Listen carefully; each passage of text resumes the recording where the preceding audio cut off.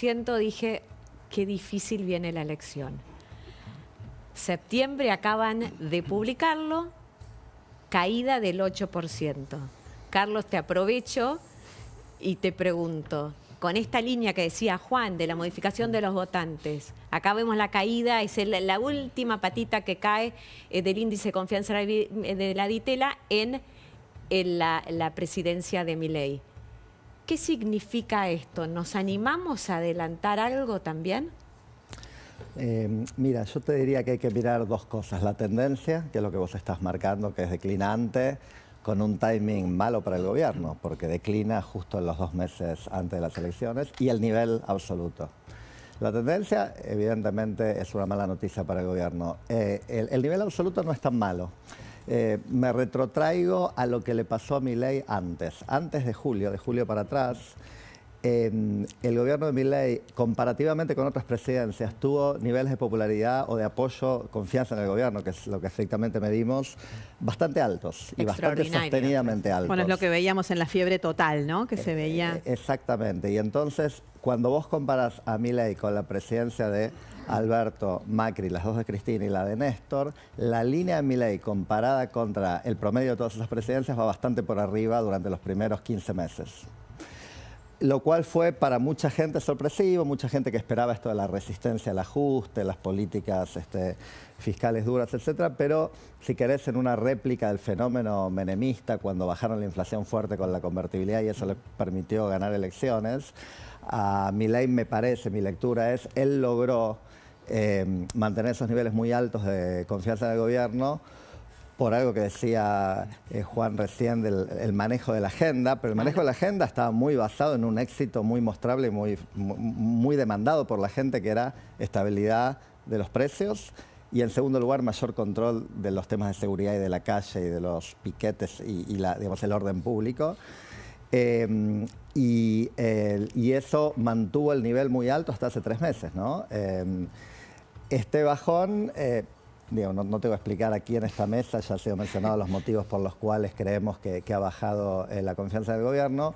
Lo pone a Milei, al gobierno de la Libertad Avanza, en un nivel, diría yo, promedio. Comparo, está en el informe de la Ditela, abajo de donde estaba Macri hace unos años, cuando, digamos, en septiembre del 2017. En 2017, cuando tuvo su elección. Pero arriba de donde estaba Alberto, cuando pierden las de mitad de términos del 2021, ¿no? Entonces... Y la moneda está en el aire, porque la verdad es que todavía falta casi un mes para las elecciones y el gobierno puede hacer cosas bien, cosas mal, y la oposición también juega, con lo cual... La moneda está en el aire, me quedo con eso. Y en esto que decías sobre lo cualitativo, ¿no? De por qué, más allá de que las cosas generales las podemos ver, pero ¿qué es lo que ustedes encontraron? Un dato que a mí me llamó especialmente la atención, que tal vez tiene que ver con lo que estábamos diciendo, es esto de que bajó más la confianza entre hombres que entre mujeres. Y me decía, hablábamos con Flor hace un ratito, en el interior que en las zonas urbanas. Hay como, se ve reflejada esa pérdida de confianza, ahí vemos lo de hombres y mujeres. ¿Hay algo de eso, de ese núcleo duro que él tenía, que está de algún modo cambiando su mirada? ¿O es pues porque generalmente cuando hay una baja más en donde tenía más? Hay un poquito de las dos cosas. Hay algo, lo que decía Juan hace un ratito, de que el electorado está cambiando. Lo que nosotros notamos en el ICG, que no mide voto, mide confianza del gobierno, pero obviamente las dos cosas están muy correlacionadas, es que sigue estando Milei más fuerte, tiene más confianza en los segmentos que lo votaron fuerte en el 2023, en hombres, en jóvenes, en el interior más que... Pero también es verdad que esas distancias se están acortando, ¿no? Y también es verdad lo que acabas de decir, a veces se acorta más en donde hay más para perder, ¿correcto? Y ahí hay una gran, para mí, signo de interrogación en términos de que todos estamos mirando mucho a la capital y a la provincia de Buenos Aires, entre otra cosa porque hubo 2 elecciones muy importantes acá, la de Adorni, digamos, la capital, mixtos, y del 7 de septiembre. Pero la verdad es que la gran sorpresa del 23 fue cómo le fue a Milei en el interior. O sea, yo no sé si ustedes recuerdan, pero Milei tuvo resultados extraordinariamente buenos en provincias donde nunca fue. Claro, o sea, Salta fue récord total. Y fue donde mejor le fue en algunas provincias del interior. Y la verdad que no tenemos tanta encuesta, tanta mirada a lo que está pasando en cada... Y recuerdo algo que ocurre en cada elección de mitad de término en la Argentina, que son 24 elecciones provinciales. Todos miramos la provincia de Buenos Aires porque es donde más diputados se eligen. Pero en esta elección elegimos 24 senadores, ninguno de ellos en la provincia de Buenos Aires. Entonces, también se juega mucho más allá de quién gana simbólicamente, quién gana bancas y en dónde y en qué provincias. Entonces se van a jugar bancas en Entre Ríos, o en Tierra del Fuego, o en Chaco del Senado, donde el gobierno está súper débil, y se van a jugar muchas bancas de diputados en el interior también, ¿no? Mira, Carlos, el mercado se toma tan en serio el indicador de la Ditela como un adelanto de lo que puede suceder en una elección. Vos ya dijiste, la moneda está en el aire, con lo cual no significa o no podemos decir con este indicador todavía si le va a ir bien o mal, o sea, que viene peor que antes, pero no sabemos. Que Milei salió a hablar de tu índice. ¿Querés ver lo que dijo? A ver, miremos qué dijo Milei, leámoslo, a ver. Se desaceleró fuertemente la actividad económica, concretamente la economía argentina se venía expandiendo muy fuertemente durante la primera parte del año, venía acelerando hacia el 8%. La inflación estaba a la baja. Claro, acá explica Milei por Porque qué antes cree le iba que mejor. cayó. Claro. Perdón, ¿por qué cree que cayó el indicador, no? La inseguridad estaba fuertemente cayendo, esto daba un contexto electoral que era muy positivo para el gobierno. Bueno, del otro lado decidieron empezar a atacar, salieron a romper todo. Juan, en ese sentido me gustaría saber, a ver, acá estamos, el gobierno dirime o estableció esta elección como a todo o nada. Dice, lo hizo con la provincia de Buenos Aires, le fue mal, y ahora medio que con esta elección lo mismo. Si le va bien, ¿alcanza para recuperar la agenda y retomar esa fuerza política que tenía? Y por otro lado, ¿qué pasa si le va mal? Bueno, ahí en las elecciones legislativas es interesante, ¿no? Porque irte bien o mal, o ganar o perder, a veces da lugar a interpretaciones, ¿no? Cuando en la ejecutiva ganás, perdés es más simple. Sos gobernador, no sos gobernador, sos presidente, no sos presidente, ahí se elige más. Acá, si vos mirás por bancas, independientemente del resultado del gobierno, el gobierno va a tener claramente una mejora porque va a competir contra un momento donde casi no existía. Claro. Noviedad, estoy diciendo. Ahora bien, entonces, en esos términos, digamos, es como más extraño analizarlo. Por supuesto, en general, miramos el resultado total. Hay algo que es cierto. Libertad Avanza compite en 24 provincias, 100% del padrón. Frente Patria, como marca, compite en 15 provincias. Provincias Unidas compite en 8. Es decir, sobre el 100% del padrón, sobre el 80% del padrón el peronismo, sobre el 60% del padrón Provincias Unidas, y el FIT, la izquierda, en 22 de 24. Digo, ahí vas contra padrones distintos, digo, para el día de la elección. Me parece que el gobierno necesita, creo que el índice de confianza de gobierno, que engancha muy bien y todos lo miramos, y bueno, obviamente que como bien plantea Carlos, la tendencia es la que estamos mirando, aunque arranca de una base...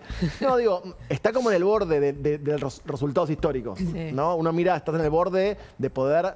El gobierno puede ganar por un punto o perder por un punto. Me parece que estamos por ahora en ese momento. Sí. Pero acá se le suma, y es una anomalía, una particularidad del momento, que tiene que ver con el nivel de participación. Digo, porque vos mirás las elecciones de Argentina y venís en una tendencia que viene cayendo, pero muy despacito. Estas elecciones de este año provinciales fueron particularmente bajas, con perfiles de votantes que no eligieron. Yo lo que le pongo como un título es como el cipero, ¿no? Yo lo llamo el elector ciperista, que es, vos ya venías teniendo un ciudadano cipero, un diputado cipero, un gobernador cipero y un círculo rojo cipero. ¿En qué sentido? Sí. Al rumbo general, hay un rumbo general que el gobierno plantea que está bien, orden fiscal, la prioridad de bajar la inflación, digamos. La seguridad. Seguridad, cuentas ordenadas, digo, un manejo, un ordenamiento de la macro, pero es me parece que fue el actor político de este momento. El ciperista, el cipero, votante no fue a votar. El cipero, gobernadores que lo venían ayudando en la primera parte de la gestión, cuando el gobierno toma la decisión de ir a competir a muchos distritos donde tenía gobernadores aliados o cercanos, cooperativistas, ese pero, tenés el congreso que tenés en las últimas semanas, y me parece que también hay una demanda establishment, círculo rojo, de pero, ¿no? En el sentido de, bueno, es el momento de otra cosa. De otra cosa. Y perdón, ahí cierro, Flor, no me extiendo demasiado. El votante ciperista, el cipero, tiene tres grandes peros. Uno con formas, modos, clarísimo. El segundo con instituciones, republicanismo. Hay una parte de ese nuevo votante que lo apoyó a Milei que es más republicano. Y tercero con valores. Digo, la verdad que en términos de los temas que eligió la oposición y el gobierno, ¿no? Pero sobre todo que no puede salir el gobierno a discutir jubilaciones, discapacitados, universidad. Digo, me parece que los temas también son complicados y en donde el pero se pone con P mayúscula. Mira, acaba de hablar Milei en Radio Mitre, Paz. No sé si querés escucharlo. Dale. Escuchémoslo porque habló precisamente de esto, del camino a las elecciones. En el medio del proceso electoral, frente a un caso que es tan destructivo como es el kirchnerismo, digamos, el espectro no kirchnerista, por decirlo de alguna manera, por la dinámica electoral se ve como necesitado de exacerbar las diferencias. Pero la realidad es que, si usted se fija, nosotros estamos trabajando activamente, digamos, con todas las provincias. De hecho, digamos, en estas negociaciones, digamos, ha jugado, digamos, hoy juega un rol importante el propio ministro de Economía, Toto Caputo. Digo, o ha tenido, digamos, algunas cosas que se van conociendo, ¿no? Digamos, como que de repente nos juntamos con Mauricio Macri, o sea, bueno, lo vamos llevando, o sea, vamos construyendo la base de la gobernabilidad y de poder sacar las reformas estructurales que son necesarias a partir del 11 de diciembre. Carlos, ¿ves viable este consenso que ahora dice Milei que está dispuesto a buscar, esto que le reclama desde el Fondo Monetario hasta, bueno, su propia situación actual?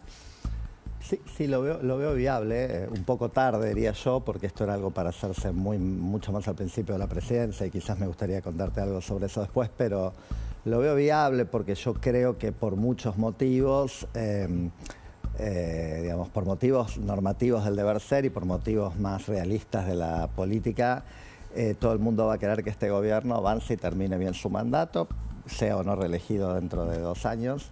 Y para eso, evidentemente, va a necesitar, si no quiere ser un gobierno enteramente inefectivo, como le ha ocurrido este año en el Congreso, ¿no? Durante los 2 años que sigue, necesita aliados. Remarco algo que fue señalado antes por colegas. El primer año de Milei en el Congreso es muy exitoso. O sea, no logra pasar toda su agenda legislativa, pero para un presidente tan débil le ha ido muy bien. El segundo año le fue muy mal y el Congreso no cambió. Lo que cambió fue la estructura de alianzas del gobierno, ¿no? Entonces me parece que ahora la Libertad Avanza va a tener algunos legisladores propios más, pero no va a llegar a ninguna mayoría propia de ninguna forma, con lo cual yo creo que tiene que recomponer, tiene que hacerlo y veo posibilidad que se haga su alianza con los sectores más cercanos, ¿no? Con el PRO. Tiempo desde un lugar más débil, ¿no? Porque antes también cuando la primera parte de su gobierno, que estuvo muy apoyada en esas alianzas, era un gobierno fuerte, era un presidente fuerte. Bueno, de eso quería hablarte. Yo creo que era fuerte desde la opinión pública, sin duda. Era el gobierno institucionalmente más débil desde el 83 para acá, con menor cantidad de diputados, con menor cantidad de senadores, sin ningún gobernador, sin intendentes. O sea, yo creo que el error de este gobierno, en parte, creo que por inexperiencia, es un personal político, empezando por el presidente, con poca experiencia o en algunos casos ninguna experiencia previa de gobierno, confundieron éxitos reales de popularidad y de policy y legislativos con fortaleza institucional. Claro. Y lo que realmente ocurre, vuelvo al ICG por un segundito, fíjate, el ICG de Cristina en sus 2 gobiernos fue bastante más bajo que el de Milei hasta aquí. Y sin embargo gobernaba sin problemas, pues tenía mayorías legislativas peronistas en las 2 cámaras, estaba muy cerca y con aliados las conseguía, nunca estuvo en duda su estabilidad como presidenta. y tuvo crisis de corrupción. Y perdió las elecciones de medio término. Perdió todas las elecciones de medio término, tuvo la crisis del campo. Sí. Bueno, un gobierno fuerte institucionalmente, con gobernadores, Sí. con legisladores. Entonces, a mí me parece que en ese momento, que creo que a todos nos llamó la atención, Sí. cuando Milei el año pasado y a principios de este año también salió a buscar peleas con potenciales aliados, y digo, desde la vicepresidenta hasta Marra o hasta varios diputados de Sí. su bloque que se fueron, o hasta el senador Pueltroni de Formosa por el tema del hijo, con periodistas que en principio veían favorablemente lo que él estaba haciendo, con consultores económicos que también eran más o menos cercanos a su agenda. Hubo ahí un hubris, una sensación de podemos hacer todo porque todo nos sale bien. Y ese era el momento para ganar aliados, no para pelearse con gente, diría Me yo, encanta ¿no? la palabra hubris, Carlos. Eso siempre pasa en todos los gobiernos o en todos los líderes. Sí. Hay un hubris o algo con una debilidad con la que tienen que pelear. Muchísimas gracias por haber venido esta noche. Gracias, Juan. Gracias, Carlos. Me quedo con eso también. Yo insisto, que la moneda está en el aire. También está en el aire qué va a pasar con la plata, si nos la va a dar Estados Unidos o no. Milei también habló de eso, del Messi, pero de las finanzas norteamericanas. A ver, escuchémoslo. Digamos, la directora gerente, ¿no? Digamos, Kristalina Georgieva, que es, digo, verdaderamente es una superestrella. Messi. Sí, digamos. Bueno, Messi es Scott Bessent. Ok. O sea, si yo le tengo que dar la camiseta de Messi, digamos, yo diría que ese es Scott Bessent, Ok. ¿no? Digo, o sea, Bessent, digamos, y aparte es el secretario del Tesoro de Estados cerebro. Unidos. Bueno, tenemos el lujo de poder sumar a nuestra mesa ahora a Martín Rodríguez Yebra. Buenas noches. Buenas noches, Martín, bienvenido, y a Marcos Buscaglia. Hola, ¿qué tal? Buenas Así que noches. tenemos para un rato de análisis espectacular. Pero antes vamos a saludar a Guillermo Idiart, que es el corresponsal de La Nación en Estados Unidos y que nos ha dado el lujo de atendernos desde allá. ¿Qué decís, Guillermo? ¿Qué opinamos de esto, el del Messi de las finanzas? ¿Tiene el Messi de las finanzas norteamericanas dinero para enviar a la Argentina? ¿Hay un número? ¿Hay algo? ¿Cómo estás, Guille? ¿Qué tal, Paz? ¿Qué tal? Buenas noches para todos. ¿Cómo están? ¿Hay alguna decisión concreta que se conozca en Estados Unidos de cuándo podría Bueno. llegar la ayuda a la Argentina? ¿De qué monto estamos No. hablando? Esa es la pregunta del millón. Bueno, los montos es un poco lo que habló Bessent en cuanto a lo del swap de 20.000 millones y otros instrumentos financieros que ha puesto a disposición el gobierno de Estados Unidos para la Argentina, según dicen los propios funcionarios argentinos, para cuando la Argentina lo necesite, pero la realidad es que todavía los equipos técnicos de ambos gobiernos están trabajando en este acuerdo. Ayer hablaba con una fuente importante del gobierno que ha estado en las gestiones también de la reunión que se viene entre Milei y Donald Trump próximamente en la Casa Blanca, que es la primera visita de Milei a la Casa Blanca, y me decía justamente eso, ¿no? Que los equipos técnicos están trabajando al respecto y lo que espera el gobierno es que de esa reunión de Milei y Trump, que es otra reunión que es un espaldarazo muy fuerte para Milei después de lo que pasó la semana pasada en Nueva York al margen de la Asamblea de la ONU con esta reunión con Trump y Bessent, esperan alguna novedad, algo superador que haya a raíz de esa reunión en la Casa Blanca, que lo que dicen es que va a ser una reunión muy amplia, muy larga, muy extendida, con varios temas a tratar, entre ellos las gestiones del gobierno con el Tesoro norteamericano por la ayuda financiera, además de temas vinculados a comercio, energía, minería y la otra gran pata que tiene Argentina con Estados Unidos, que es el tema tarifas, ¿no? Que se espera por algún tipo de anuncio en materia arancelaria, ¿no? De acuerdo comercial. Guille, así como en el 2001, el secretario del Tesoro de ese entonces de Estados Unidos, que era Paul O'Neill, si mal no recuerdo, dijo: no le vamos a dar plata a Argentina de los contribuyentes, no tienen por qué los carpinteros y plomeros norteamericanos financiar un país como la Argentina. Ahora surge un poco este nuevo carpintero y plomero que son los Exacto. farmers, la Exacto. gente de campo, los productores agropecuarios norteamericanos que salieron a quejarse. Hoy hubo una carta, vos lo publicaste en La Nación, de senadores demócratas diciéndole a Trump: no le des la plata a Argentina. ¿Cuánto pesa esto, crees? O Trump va a decir: no me importa nada. Casi que iba a decir una mala palabra en inglés, pero no me importa nada. Decime.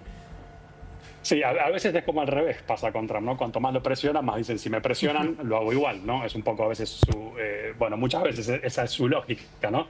Pero bueno, la verdad que fue una carta muy fuerte que se surgió, bueno, anoche y se conoció esta mañana de un grupo de 14 legisladores demócratas, algunos Sí, de peso. ahí la estamos Por viendo, ejemplo, perdón, Elizabeth Guille, Warren, mientras sí. estás hablando, la tenemos en pantalla, están todas las firmas, así, es una carta real. Sí, por supuesto, sí, por supuesto.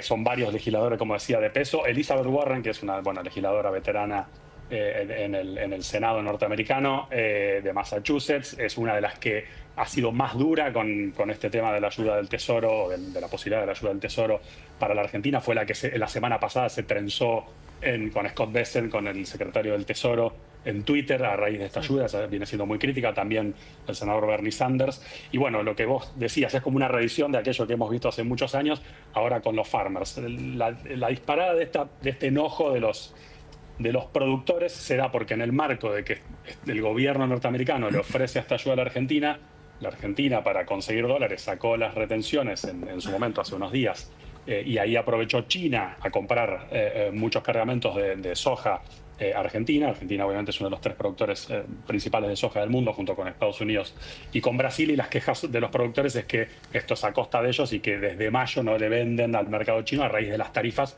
que ha impuesto el propio gobierno de Trump. Entonces, bueno, es toda una lógica un poco compleja, pero bueno, lo cierto es que ha habido quejas muy fuertes de la Asociación de Soja, de productores rurales en Twitter, bueno, muchos también legisladores quejándose de este tema, y está toda esta presión creciente para Trump para que no concrete finalmente la ayuda a la Argentina con este trasfondo de la ira de los agricultores norteamericanos, sobre todo de los productores de soja, ¿no? Bien. Bueno, Guille, te vamos a dejar descansar porque son días muy movidos. Nos consta desde la redacción las llamadas constantes a Guillermo. Te agradecemos mucho y la seguimos mañana. Cómo no, por favor, un placer. Ahora sí, ¿te parece, Paz? Vamos a presentar, ya los presentaste en realidad. Tenemos a Marcos Buscaglia, a Martín Rodríguez Yebra. Milei siguió hablando. Antes de hacerles la primera pregunta, escuchamos lo que dijo ahora Milei, que habló, creo que de lo difícil que va a ser el camino a las elecciones. A ver, escuchémoslo. Digamos, nosotros esperábamos que esto pudiera pasar. Efectivamente está pasando. Y bueno, ahora es una cuestión de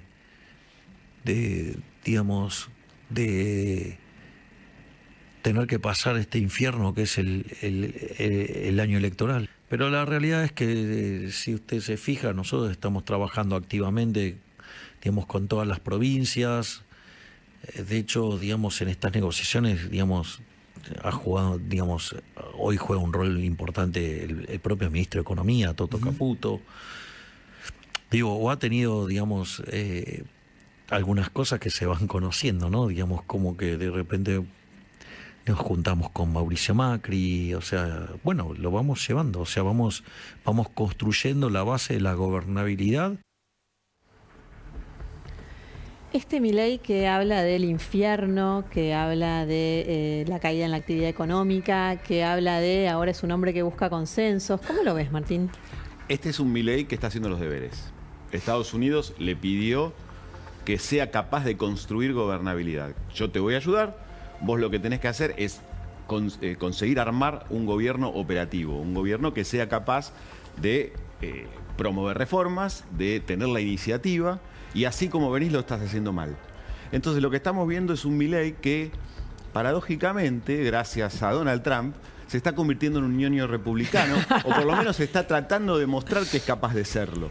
Todo lo que hasta hace 2 o 3 meses él decía que eran cuestiones de aquellos que querían llevarlo a ser otra persona y que no estaban entendiendo los nuevos tiempos, ahora lo lleva a recalcular y mostrarse como ese hombre que se vanagloria de no insultar, que busca consensos, que dice que hay que hablar, que la palabra acuerdo le parece bien. Él decía que era delito, el consenso es delito, decía Milei.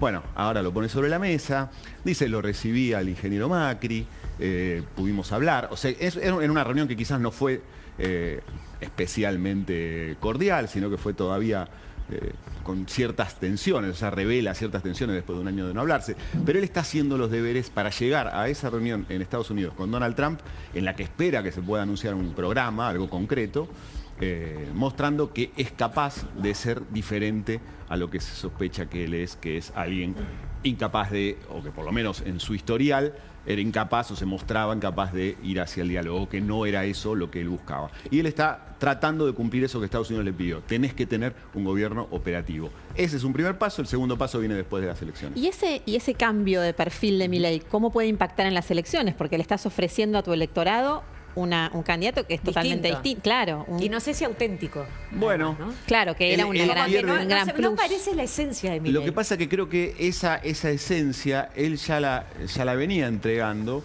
de otra forma, si querés. Cuando vos ves cómo fue el voto que lo acompañó en la última elección en la provincia de Buenos Aires, ves que ya existió esa transmutación, ¿no? El votante ya no es el mismo que lo había acompañado en las elecciones del 23 y se parece un poco más al votante del PRO. Entonces, si la senda de tus votos viene por acá, bueno, anda en esa línea, ¿no? Porque se alinea eso con lo que te está pidiendo la realidad, que es mostrar que sos capaz de tener un gobierno con iniciativa. Y eso, vista las circunstancias de cómo está, de cómo queda la situación política después de las elecciones de la provincia de Buenos Aires y al desafío que viene después de la conformación del próximo Congreso, bueno, están llegando a la conclusión en el gobierno y sobre todo en aquellos que hoy le están dando... En el equipo de campaña, me parece, sobre todo. El equipo de campaña, el gobierno y sobre todo el nuevo financista, acreedor principal de la Argentina, que pasaría a ser Donald Trump en el momento en el que se concrete, si se concreta ese programa. Entonces, se requiere otro Milei para gestionar esa etapa. Bueno, eso es lo que él está ensayando en esas declaraciones que vimos recién, que están todavía ocurriendo y que me parece que es lo que vamos a ver ahora cada vez más seguido. Ahora, esa naturaleza de Milei se va a revelar en algún momento contra este personaje que vemos hoy. Bueno, es una gran pregunta del futuro. Y la otra pregunta en realidad es, Martín hablaba de todos los deberes que está haciendo el gobierno para llegar a la reunión con Trump.